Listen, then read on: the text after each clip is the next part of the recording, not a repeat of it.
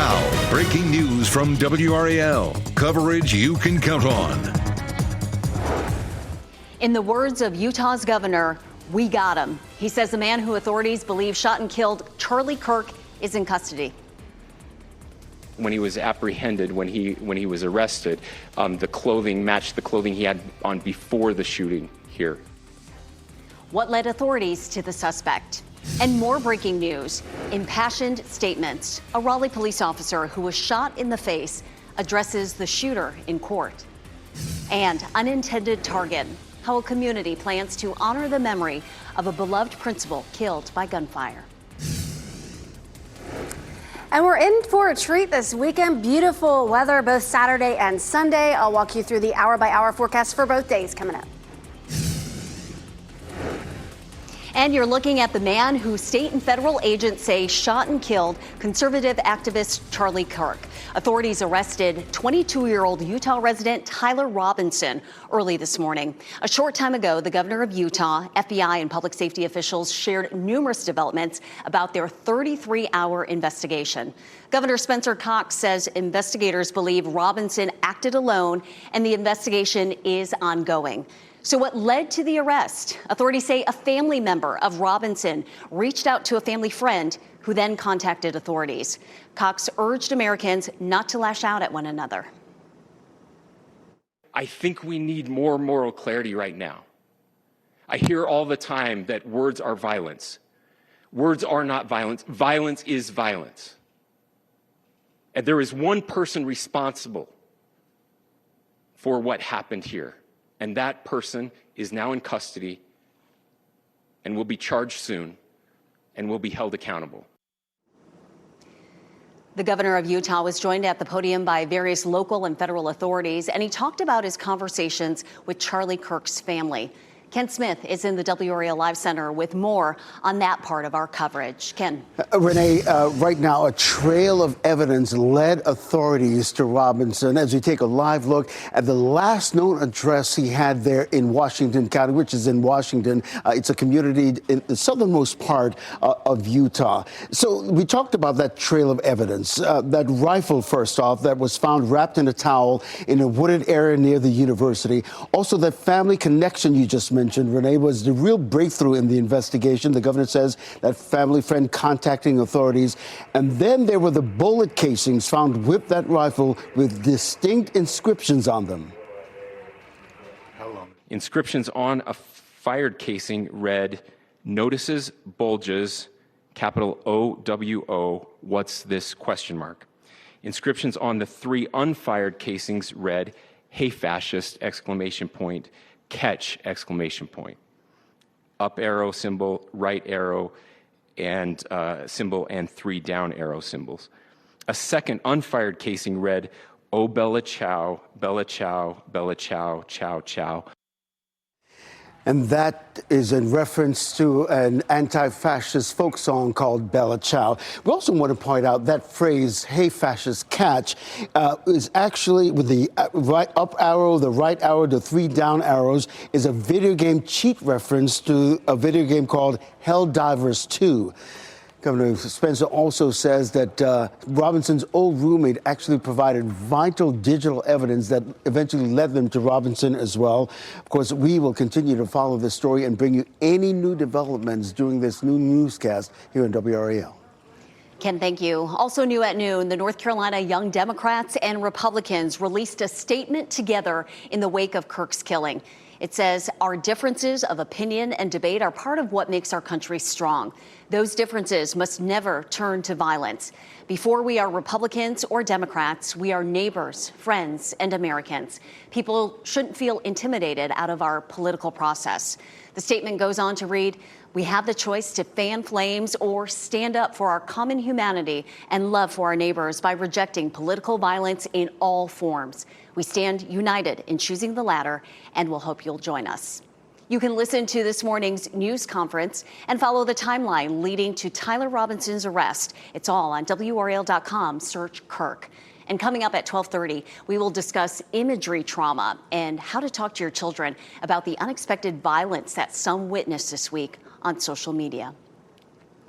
Breaking news right now in Raleigh. A man has pleaded guilty to the January 2019 shooting of a Raleigh police officer. Cedric Kearney was charged with shooting Officer Charles Ainsworth on Teakwood Place near Western Boulevard. Police were investigating reported sightings of a stolen car. This is a case WRAL has covered in depth for years. WRAL's Flynn Snyder was in the courtroom. He joins us live from the Wake County Justice Center. And Flynn, Ainsworth spoke directly to Kearney during a plea hearing this morning.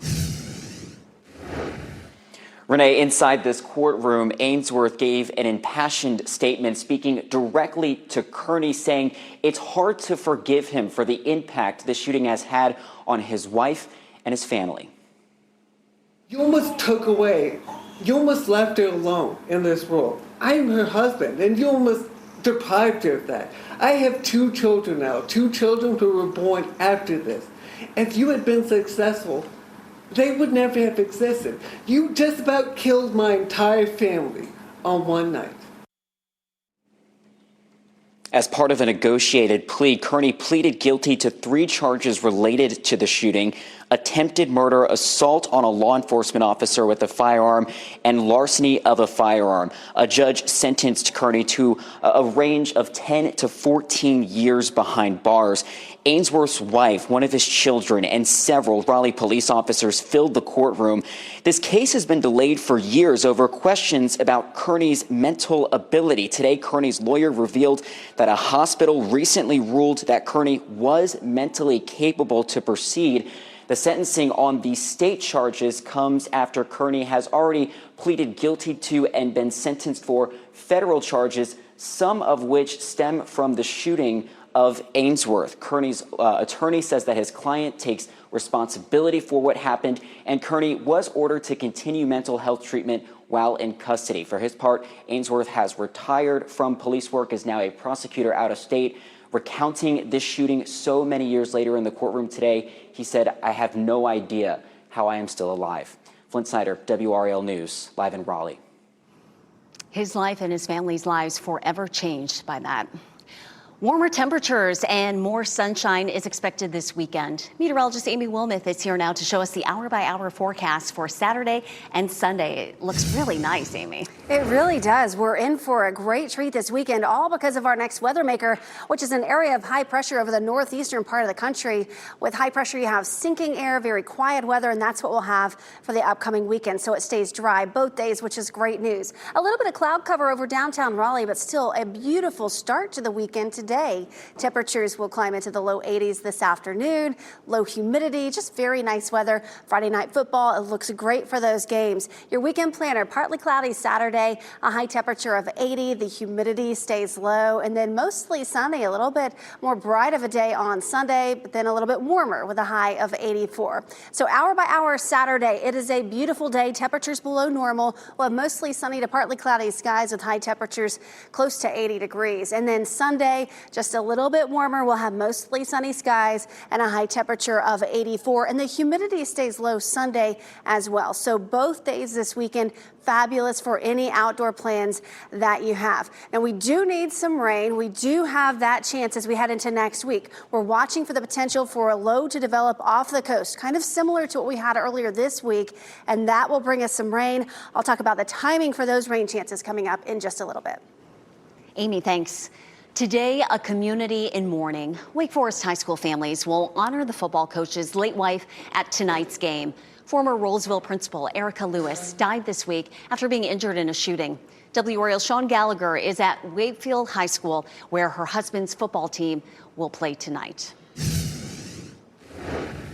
There should be a sea of blue here tonight at Wakefield High School for the football game as Wake Forest High School parents join in supporting Coach Reggie Lucas after he lost his wife earlier this week. This all came together after hundreds liked an Instagram post encouraging people to wear blue for Coach Lucas, supporting him during the unimaginable. Erica Lucas died Tuesday after being caught in the middle of gunfire in Wake Forest about 2 weeks ago.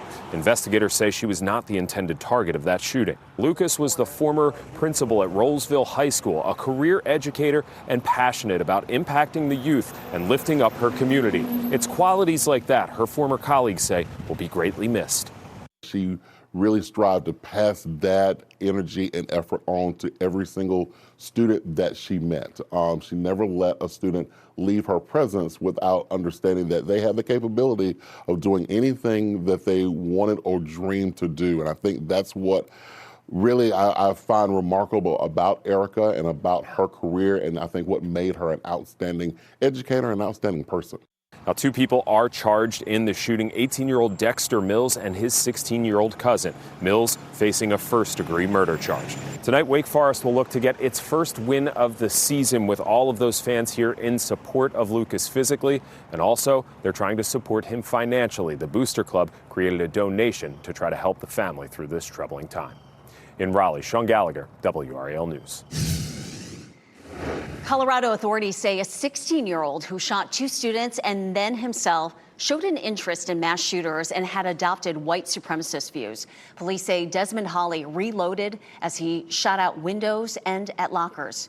2 students are still recovering, including 18-year-old Matthew Silverstone. Investigators say the motive for the shooting remains unclear. A federal court says the Trump administration can block Medicaid funding for Planned Parenthood. In July, a lower court said President Trump's tax and spend bill would unconstitutionally deprive Medicaid funding for Planned Parenthood. That's because the centers provided abortions. Planned Parenthood sued, saying more than 1 million patients will not be able to use Medicaid insurance now at their centers. More than 300 South Korean workers detained by immigration authorities in Georgia last week arrived home today. Cameras captured tearful reunions between workers and their loved ones. Those workers were held for days in detention until a South Korean diplomat secured their release. The EV battery plant was expected to bring 8,500 jobs and transform the rural economy. It now faces a minimum startup delay of 2 to 3 months in Georgia. Let's take a look at stocks now. Some choppy trading. The Dow is down 186 points. S&P 500 and also NASDAQ not making too much gains, but they are on track to log gains for the week. Next at noon, one community. Tomorrow, local leaders and residents of all ages will gather in one space to make Raleigh a better place. Next, we'll speak with organizers about how you can get involved. And gaming safety. Companies are taking safety controls to the next level. The safeguards in place to ensure a fun and harmless gaming environment. Plus, videos of Charlie Kirk's shooting are spreading rapidly online. Next, the effects those types of videos can have on those who see them. Coming up next, sea storms moving in with WRAL's exclusive Dual Doppler 5000, sponsored by the WRAL Weather app. Download now for live radar.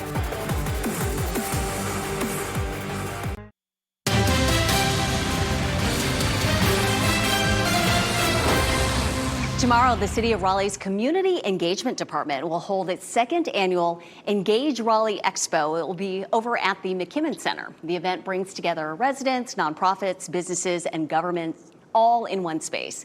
We have with us Jana Victor and Grady Bussey with the City of Raleigh Community Engagement Department to discuss what you can expect and what the Engage Raleigh Expo is all about. So good to see you guys. Thank you for being here. Thank you for having us. So Grady, let's start with you. Yeah. What makes this expo so unique? So the City of Raleigh has truly taken engagement very seriously.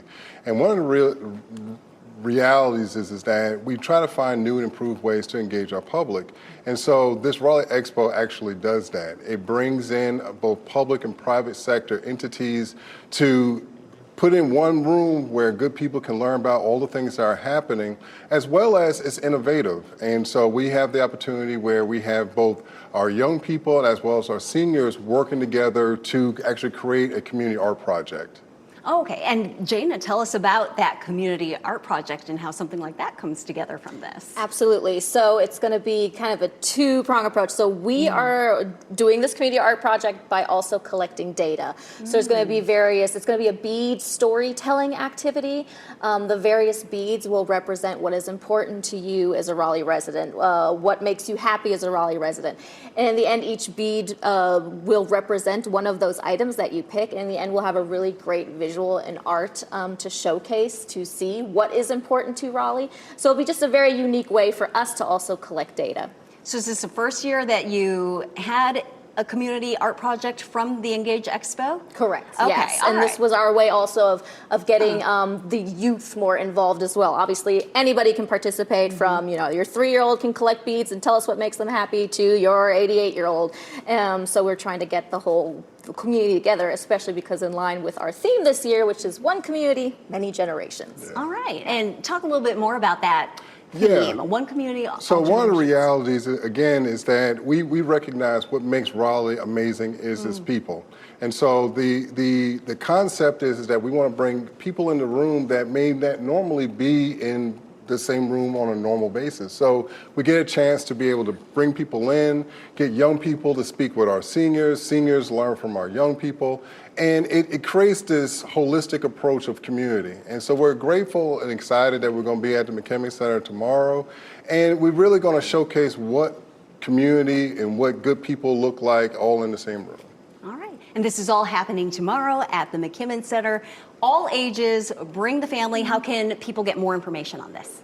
You can go to raleighnc.gov, keyword Engage Expo, and learn everything about it. Otherwise, we'll see you at 9 a.m. to 2:30. Okay, no registration required? Not required, preferred, because there will be a keynote luncheon as well, and we kind of need to know how many to order. But overall, you can show up. Bring your creativity and your enthusiasm to Engage Raleigh Expo. Grady and Jana, thank you so much. Thank you. Great to talk with you. Tickets are still available for this year's Raleigh Hall of Fame brunch reception and event. The Raleigh Hall of Fame honored people and nonprofits that contributed to the history of the capital city. The organization disbanded in June 2023. So now the Friends of the City of Raleigh Museum are picking up the mantle, highlighting some of the city's notable individuals and organizations. The event takes place tomorrow. That will be from 10 a.m. until 1 at the City of Raleigh Museum located on Fayetteville Street. Tickets for the brunch can be found on the City of Raleigh Museum website. And weather should be fabulous for anything that you have planned today and through the weekend. Meteorologist Amy Wilmoth in the WRAL Severe Weather Center. Look at how beautiful the sky looks right now. It's gorgeous. We have blue sky with a little bit of cloud cover as well, but it's a nice start to the weekend. And the weather stays nice and quiet for the entire weekend, all thanks to high pressure that's going to settle in. Right now it's 76 in Durham, it's 73 in Gardner, 78 in Fayetteville, and 76 degrees with partly cloudy skies in Cary. Here's the high pressure that will be our friend over the weekend, settling in and bringing quiet weather. We'll have a mix of sun and clouds through the weekend and pretty comfortable temperatures. Today, highs will stay in the low 80s, which is just below normal. Our normal is 84 this time of year. Football Friday. If you're headed to some football games, you're in for a treat in the stands. Temperatures will be nice. 77 at 6 o'clock, and then the games get started. We'll be in the mid 70s, low 70s by 8 p.m., and then upper 60s by 9 p.m., and it stays totally dry. The next weather maker is another low that likely develops off the southeast coast by the time we get to Monday, and then it starts to back into central North Carolina by the time we get to Tuesday. And so rain is on the way, much needed rain. We are very dry and we definitely could use some rain. We should stay dry through the entire weekend, and then just a 40% chance Tuesday and Wednesday. It's a decent chance for scattered showers. Overall, the rainfall totals are looking fairly light, but we'll take anything we can get. We still have a 30% chance for rain on Thursday. So here's the way it looks. This is Tuesday at 7 a.m. That low starts to back to the west and bring us some rain in the southern part of our viewing area early Tuesday. And then that continues to lift to the north and west. Scattered showers possible for most of us as we head into Tuesday afternoon and Tuesday evening. Wednesday morning, that low is still going to be close to us, so we'll have some scattered showers in the morning, and that continues into the afternoon and the evening hours as well. So we do get some decent rain chances for Tuesday and Wednesday, and still a few spotty showers possible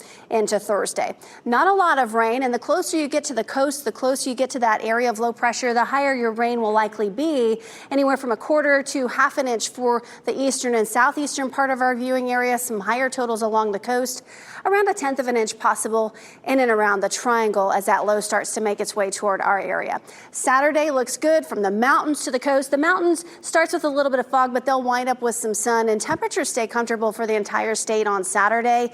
Saturday is the UNC football game at home, 78 for kickoff, low humidity, great weather for tailgating. And then looking ahead to Sunday, it's another nice day from the the mountains all the way to the coast. Temperatures are pretty close to normal, and we'll have mostly sunny to partly cloudy skies. So great weather for the entire weekend. Temperatures will be in the low to mid 80s Sunday, pretty much the same thing Monday. Monday should stay dry, but then our rain chances again start to go up Tuesday and Wednesday, and highs will get back down into the upper 70s. Tune into the next half hour. I'll have an update on the tropics. Sounds good. Amy, thank you so much. School bus violations coming up on WRAL News at 4. Raleigh police release new school zone data, what it's revealing about illegal bus passing. Then at 5, trying to bounce back, a local restaurant tried to improve on their B health score with the new inspection. 5 on your side shows us if they made any progress. Next.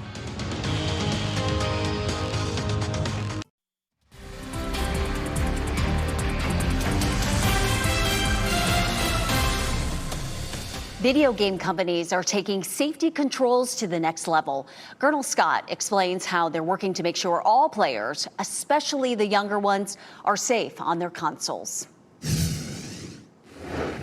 As kids pick up a controller and headset to play their favorite video games, companies are working to make sure all of their players are safe on their consoles. We offer some family management tools that will help them create an experience that is really about shared boundaries and conversations that aren't really controlling, but more about connecting. Sean Whitcomb, the program director for child safety and education at Sony Interactive, says Sony and other major gaming brands are adding more safety measures that young players and their parents can set together to ensure a fun and safe gaming environment.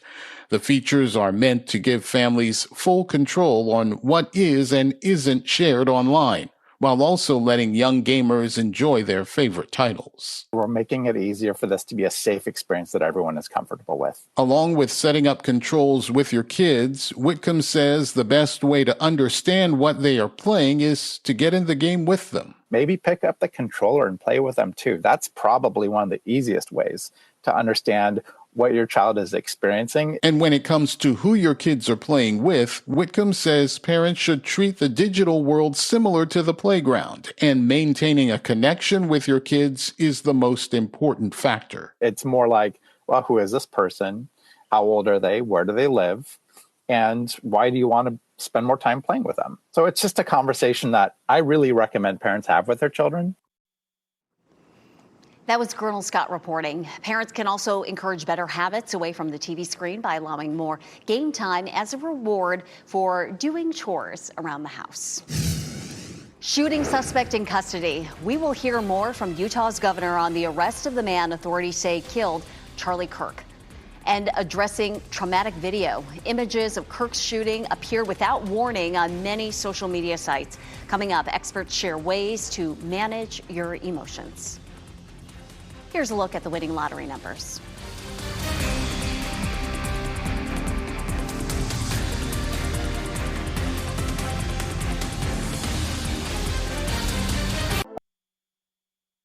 Now, breaking news from WRAL. Coverage you can count on. And that breaking news, the governor of Utah says the state will likely seek the death penalty against the man charged with killing Charlie Kirk. Tyler Robinson, who apparently was recognized by family members in video, released from the incident by the FBI. The FBI interviewed one of his friends and family members. Robinson's father, along with the pastor, worked to convince him to surrender. During the interviews, family members discussed Robinson's recent political views. Robinson had become more political in recent years. The family member referenced a recent incident in which Robinson came to dinner prior to September 10th, and in the conversation with another family member, Robinson mentioned Charlie Kirk was coming to UVU. They talked about why they didn't like him and the viewpoints that he had. The family member also stated Kirk was full of hate and spreading hate. The investigation now shifts to building toward a trial. Ken Smith is in the WRAL Live Center with more team coverage. Ken. Renee, Robinson is currently booked into the Washington County Jail there in Washington, Utah. That's about a 4-hour drive from Salt Lake City. You see his mugshot right here. So apparently, investigators reportedly followed the evidence that pointed to him. First, that rifle that was found wrapped in a towel in a wooded area near the university. Robinson reportedly posted on the group chat app Discord messages about that rifle, which his roommate shared with investigators. Of course, that real breakthrough, the family connection, Renee, that you just mentioned. And then there were the bullet casings found with the rifle with distinct inscriptions on them. Inscriptions on a fired casing read, "Notices bulges, capital OWO, what's this question mark?" Inscriptions on the 3 unfired casings read, "Hey fascist, exclamation point, catch, exclamation point." Up arrow symbol, right arrow, and symbol, and 3 down arrow symbols. A second unfired casing read, "Oh Bella Ciao, Bella Ciao, Bella Ciao, Ciao Ciao." Well, Bella Ciao refers to an old Italian folk song of the same name. We also want to point out that phrase, "Hey fascist, catch," with the up arrow, the right arrow, the 3 down arrows, is a video game cheat code in reference to the video game Helldivers 2. Of course, look for any new developments in this story online at WRAL.com. Of course, WRAL News Plus, and in our news starting at 4. But of course, if anything happens during this hour of news here on WRAL, we'll report it here in the WRAL Live Center. Ken, thank you. Videos showing the moment Charlie Kirk was shot and killed in Utah were widely shared on social media.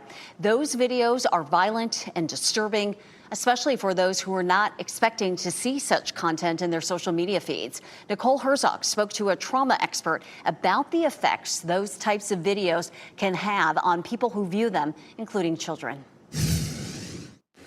It lived rent-free in my head. Whether you sought out the violent video or stumbled upon it while scrolling, the disturbing images can be hard to forget. My jaw just kind of dropped. It was a gory video. I haven't seen something like that in a while, and it just kind of just hit home a little bit, you know? Being on a college campus and seeing that happen on another college campus just wasn't really fun to watch. Pretty scary that, you know, it's on film and it's like there's easy access to it. It's a normal reaction. Evelyn Schaefer is a psychologist at SSM Health. She says watching violence through a screen can trigger trauma, and stumbling upon graphic images unexpectedly can make it even harder to manage your emotions. If it comes across our feed, we're just scrolling and all of a sudden we're traumatized by just the sudden intrusion into our world by something like that. And certainly it is, if it's unwelcomed and unwanted, I think that increases the likelihood for us having maybe negative effects from it. When you watch a violent video, experts say that can trigger the same stress response as violence in real life. But there are some things you can do to protect yourself and your kids. Providing them age-appropriate information coupled with reassurance is one of the best ways we can help address these tragedies. She says it's important to remind kids to take breaks from social media and to spend time with trusted people. Taking control of your algorithm by blocking violent content can also help. There's no right or wrong way to respond to something like this, but I think being open to your experience and being willing to seek help if you need it. And that was Nicole Herzog reporting. Experts say negative reactions will gradually fade away, but if those feelings get worse, reaching out to a mental health professional can help. The Federal Trade Commission is investigating the potential harms chatbots could cause kids and teens.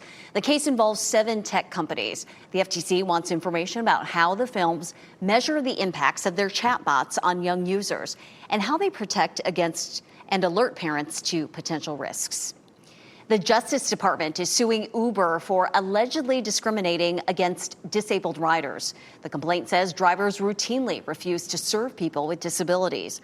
The government also says Uber and its drivers illegally charge cleaning fees for service animals. Uber disagrees with those allegations. It says it's committed to expanding access for disabled riders. It was a tough start for the NC State Wolfpack against Wake Forest. The Demon Deacons took last night's opening kickoff 98 yards for a touchdown. NC State had some big plays as well, like this interception return for a touchdown in the first quarter. NC State was behind at halftime, but they came back with 17 unanswered second-half points. NC State got the win 34-24. They are now 3-0 on the season. Looking ahead, Bill Belichick and UNC will be back home at Kenan Memorial Stadium tomorrow. The Tar Heels are 1-1 on the season after a win last week against Charlotte. They'll play Richmond tomorrow. Kickoff is at 3:30 p.m. Duke is heading down to Louisiana to take on Tulane. They're working to pick up their second win of the season. That game kicks off tomorrow night at 8. Having trouble sleeping? Why insomnia is a serious issue, not just in the short term, but down the road in terms of your brain health. And Forever Fit. This fitness instructor is in her 90s. Her secret to slowing down the aging process. Remember, you can watch WRAL News live anytime on WRAL.com or the WRAL app on your streaming device.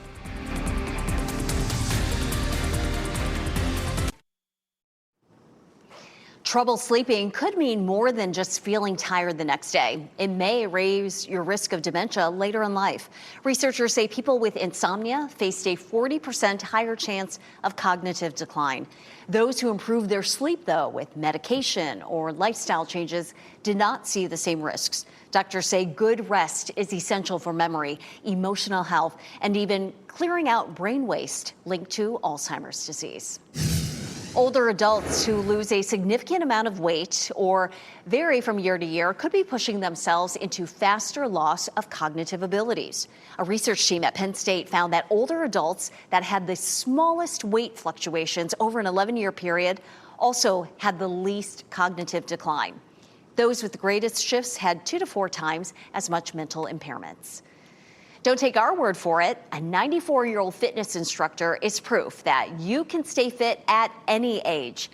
Virginia Miller is a balance and wellness instructor. Ms. Miller graduated from Syracuse University with a health major and taught health at a high school for 29 years. She's been teaching a class for those 50 years old and up for the last 10 years. The class is geared to help overcome balance problems, lessen pain, like that of arthritis, and even help recovering cancer patients. She makes it a point to stay educated on the latest in health discoveries.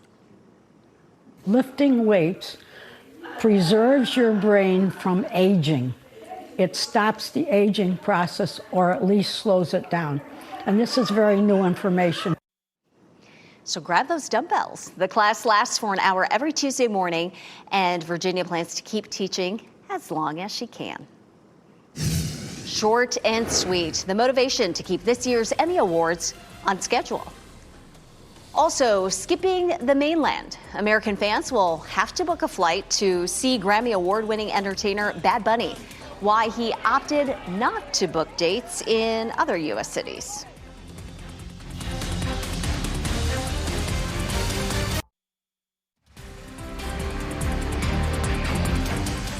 We have Goldilocks weather out there, not too hot, not too cold, and look at those pretty puffy clouds there as we look live at Pinehurst. You're watching WRAL News, available on Spectrum and the WRAL app on your TV or streaming device. Going out and socializing looks different for younger Americans. Many are redefining the traditional night out with a fusion of wellness, music, and authentic community connections. CB Cotton explains the growing trend called soft clubbing. This is not a nightclub. GJ Harley Wave is pumping up partiers at a daytime coffee clubbing event in Chicago. Events like these are popping up all over the country as Gen Z shifts away from alcohol-centered events, opting instead for quieter partying, known as soft clubbing. We try to make it look like a party. We're trying to shift from sort of nightlife into day life.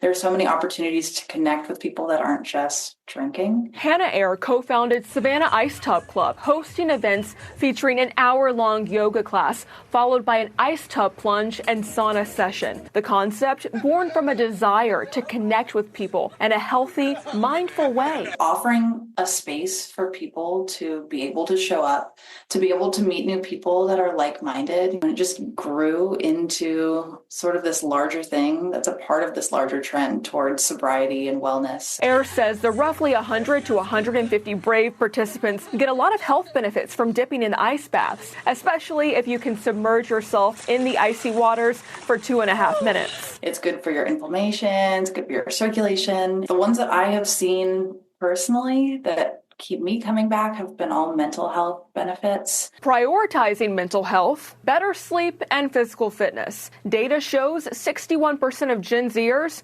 want to drink less, indicating it's a deeper cultural shift, not just a sober curious trend. It's nice to get to see more and more opportunities for connection beyond drinking or being at the bar.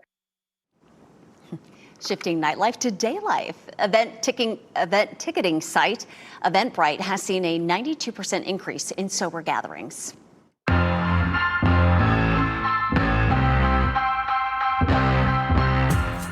Hops for hope and fun events for film lovers. It is time to take a look at WRAL Out and About's Weekend Best Bets. Craft beer for a good cause in Raleigh tomorrow afternoon. The 10th annual Hops for Hope is happening at North Hills Midtown Park. The proceeds will raise money for children to take flights for life-saving medical care. The event will include live music. There will be food trucks there. It runs from 2 to 6, and you can buy tickets online. The world of Hans Zimmer is heading to the Triangle tonight. The show at the Lenovo Center will include pieces from the Oscar-winning composer, curated by Hans Zimmer himself. That concert starts at 8 p.m. Tickets are available online. And the Cary Film Festival is underway. The 4-day festival includes short films and screenplays from around the world. The annual event is held at the historic Cary Theater. The festival runs through Sunday. For more weekend fun, go to WRAL.com and search Out and About. Week 4 of high school football kicks off tonight. Be sure to tune in to Football Friday tonight at 11:15. Our Bojangles Football Friday game of the week. It's from the Function at the Junction. Tarboro at Southwest Edgecombe. Plus, highlights from our games from around the area. Don't miss all the hard-hitting high school football action that is happening tonight on WRAL. Weather should be great for football, for any festival, anything you want to do outdoors. Love this time of year, Amy, when it's not too hot, not too cold, and also that humidity level staying low. That is right. We have beautiful weather in store for the entire weekend with comfortable temperatures and low humidity. And Renee mentioned Hops for Hope. Meteorologist Chris Michaels will be there tomorrow. You can try the new Weather Alert Day beer, and you can meet Chris at the same time. It'll be beautiful weather for it as well. Live look at Pinehurst right now. Beautiful weather if you have tea time today or tomorrow or even Sunday as well. Gorgeous out there. 76 in Raleigh. It's 78 in Southern Pines right now. 78 in Rocky Mount. Renee mentioned the low humidity. Dew points are in the 60s and even upper 50s. So this is very comfortable. It feels great if you're stepping outside this afternoon or this evening. It stays comfortable Saturday and Sunday with the humidity as well. It starts to creep up Monday as an area of low pressure develops off our coast, and it gets even higher for Tuesday and Wednesday, and that comes with a little bit of rain as well. A 40% chance for rain on Tuesday and Wednesday. No rain today. Gorgeous weather, high temperatures in the low 80s. And then this evening, if you're headed to some of those football games at 7 o'clock, we're down to 74. By 9 o'clock, we're in the upper 60s. So gorgeous weather today. Temperatures stay close to normal for the next several days. 82 today for the high, the normal 84. We go down just a little bit Saturday, 80 for the high, a pair of 84s for Sunday and Monday. And then with the rain Tuesday comes some slightly cooler temperatures in the upper 70s. So far for the month of September, the boxes in blue, those are all days with below normal temperatures. It's actually been pretty comfortable with the exception of a couple of days. Last weekend we had some highs in the 90s. Today actually marks the average last 90-degree day of the year. And taking a look at the long-term weather models, it looks like we're going to warm up by the end of the month, but this is above normal temperatures. And keep in mind, I showed you earlier, the normal this time of year is 84. So this doesn't really mean 90s. It just means perhaps above 84 degrees. Outdoor activities for the weekend, you are looking good. 80 for the high on Saturday, 84 Sunday, low humidity for Saturday. Same thing for Sunday, low humidity, lots of sunshine, just a little bit warm. Another event taking place this weekend is out in Cary at Fenton, and it's the Art Festival, 11 a.m. to 3 p.m. on Sunday. Beautiful weather if you want to head out to that. At the start of the event, temperatures will be in the 70s, and then by the end, temperatures will be in the low to mid 80s. It stays dry. Quick check on the tropics. We're still monitoring monitoring this area that could become a tropical depression. It has a 40% chance of development. If it were to become a tropical depression, and the European model indicates it's about a 70% chance that it could do that, it wouldn't be until the middle of next week. And this is Friday next week, so we have a long time to monitor that particular area. If it does become a tropical depression, we'll let you know. Nice and quiet through the weekend. I mentioned that low pressure system by Tuesday bringing us some rain. We have some decent rain chances for Tuesday and Wednesday of next week. I love that it offers something for everyone. You have the dry weather for the weekend stuff, and then hopefully we can get some more rain next week. Amy, Absolutely. thank you. Time is ticking. The host of this year's Emmys believes he can keep the acceptance speeches short. Pretty bold statement. Who could benefit from winners sticking to the rules?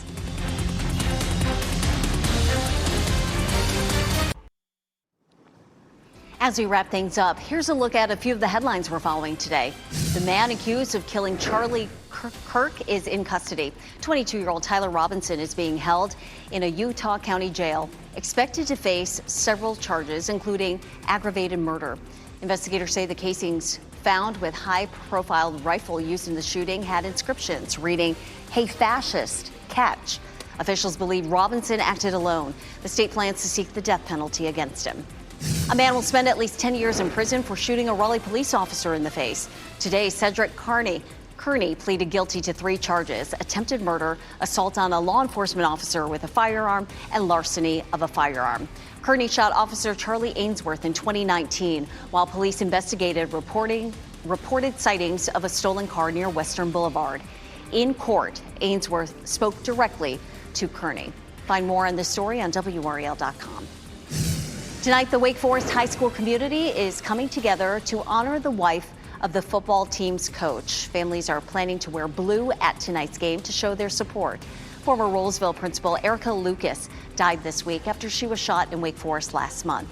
Kickoff is tonight at 7 p.m. at Wakefield High.